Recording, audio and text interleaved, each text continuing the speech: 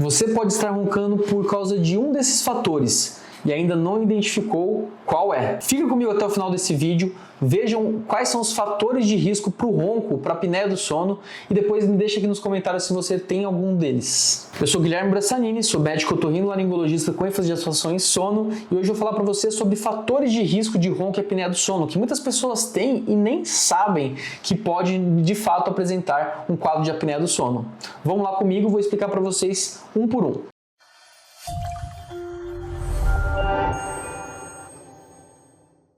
Mas antes, não esqueça de curtir, comenta e compartilha esse vídeo com quem interessa. E inscreva no canal que aqui a gente vai ter muito mais conteúdo a respeito de sono, otorrinolaringologia e dicas que vão ser fundamentais para a melhora da qualidade do seu sono. Então, afinal, quais são os principais fatores de risco da apneia do sono? Eu por ser homem, o sexo biológico masculino já é um fator de risco. Então, o homem tem mais tendência a ter ronco e apneia do sono do que a mulher. A mulher, interessantemente, quando ela começa a entrar na menopausa, no período que a gente chama de perimenopausa, ela começa a ter alterações hormonais que favorecem o surgimento do ronco e da apneia do sono.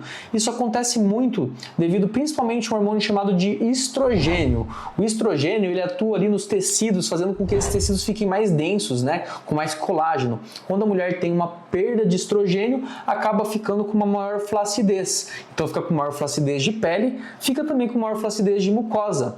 E a mucosa é o tecido que reveste toda a nossa garganta. E essa mucosa mais flácida faz com que a região vibre mais, gerando mais ronco e fique mais flácida e frágil, fazendo com que haja mais obstruções, que é o que a gente chama de apneia do sono. Segundo fator de risco, e não menos importante, são as alterações anatômicas. Então, a gente tem que entender que o ronco e a apneia está na região da garganta. Se a gente tem alguma alteração na anatomia dessa região, a gente tem uma maior predisposição a ronco e apneia.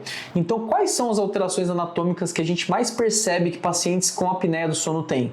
A gente vê muito aumento de tecidos moles, como tamanho da língua, amígdalas palatinas, adenoide, né? Então, é muito comum em crianças, né? Crianças, a principal causa de apneia do sono em crianças são hipertrofias de tecidos da garganta, né? Então, as carnes esponjosas. Então, a gente tem que sempre se atentar. Criança roncando, pode ser que tenha ali um aumento de amígdala, de adenoide, e a gente precisa avaliar, porque se tiver apneia, precisa ser tratado, porque o desenvolvimento da criança é totalmente dependente do sono. E a apneia, lembrem, ela prejudica muito a qualidade do sono e pode causar um dano que é inestimável se a criança tem apneia e não trata precocemente. Outras alterações da anatomia da via aérea são esqueléticas. Então, aquelas pessoas que têm o queixo para trás, né, os ossos tanto da maxila quanto mandíbula mal desenvolvidos, né, causam um estreitamento da região. Eu falo que quando a gente vai falar de osso, a gente está falando como se fosse a espessura do cano da nossa via aérea.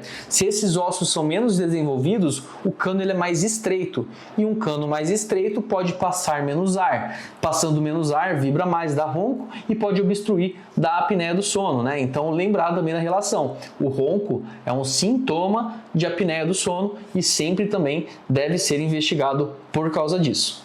É por isso que síndromes, né, craniofaciais, onde crianças têm alterações, né, esqueléticas ou das partes moles, como por exemplo a própria síndrome de Down, né, elas têm maior predisposição também ao surgimento da apneia do sono e devem ser sempre avaliadas com muito cuidado para o diagnóstico precoce. O terceiro fator é o envelhecimento, né? Então, com o envelhecimento, a gente tende a ter menor resposta dos músculos que protegem a via aérea, que abrem a via aérea, temos maior flacidez da região, né? Como eu falei, com as mulheres que acontece, mas isso acontece também com os homens, né? A gente tem maior flacidez, menor resposta muscular de abertura, maior chance de apneia do sono. A gente tem maior desequilíbrio mesmo, né? Da parte neurológica, até mesmo resposta a nível de ventilatório, pulmonar, então também uma tendência maior ali aos distúrbios respiratórios do sono com o envelhecimento. Um outro fator de risco são medicações e outras substâncias, né? Então vamos falar de algumas medicações.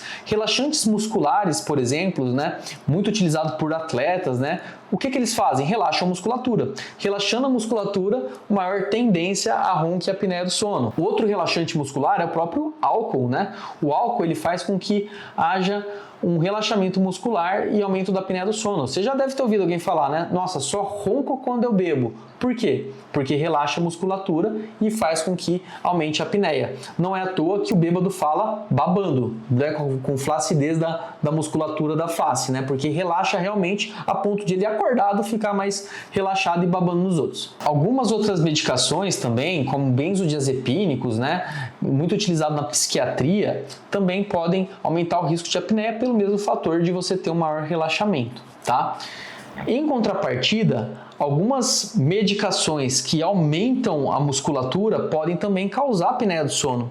É o caso de altas doses de testosterona e também anabolizantes. Então, pessoas que utilizam altas doses de testosterona, anabolizantes, e está muito na moda disso e é muito preocupante, acabam hipertrofiando não só a musculatura do bíceps, mas também da garganta, fazendo com que essa musculatura constritora que fecha a garganta, ela aumente a sua força e cause ali um estreitamento maior da região, causando também ronco e apneia do sono. Então, se você que está me assistindo faz uso de testosterona, faz uso de anabolizante, começou a roncar, fique muito esperto, porque pode ser apneia do sono e deve ser investigado, principalmente se você for um atleta de alto rendimento, um fisiculturista que necessita aí dessa suplementação. É necessário você ver o seu sono, porque o seu sono vai ser fundamental para a tua performance, então não esqueça de avaliá-lo com cuidado. E por último, a gente tem um fator de risco da obesidade, né? Então a gente sabe que pessoas, principalmente com IMC acima de 35, têm maior risco do desenvolvimento de apneia do sono. Mas aqui é importante a gente fazer sempre um parênteses, né? Não é só o IMC, porque ele pode contar, por exemplo, massa muscular. E também não é só gordura, porque as pessoas são diferentes.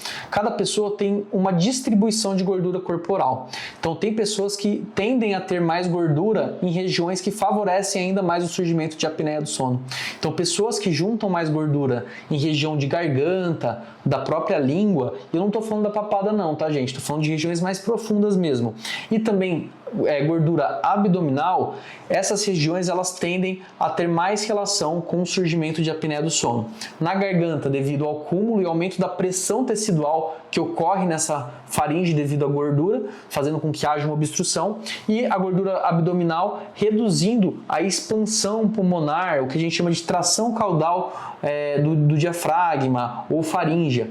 Essa tração caudal é como se esticasse nossa via aérea, e se você tem um aumento de gordura nessa região, essa via aérea ela fica mais flácida e mais colapsável, com maior risco de fechamento, mesmo colapso e apneia do sono. Então é isso, gente. Se vocês têm algum desses fatores de risco, começou a roncar, que é o principal sintoma da apneia do sono, ligue o sinal de alerta, procure um especialista para que seja feito um diagnóstico precoce e um tratamento adequado para o seu caso. Te vejo no próximo vídeo. Grande abraço.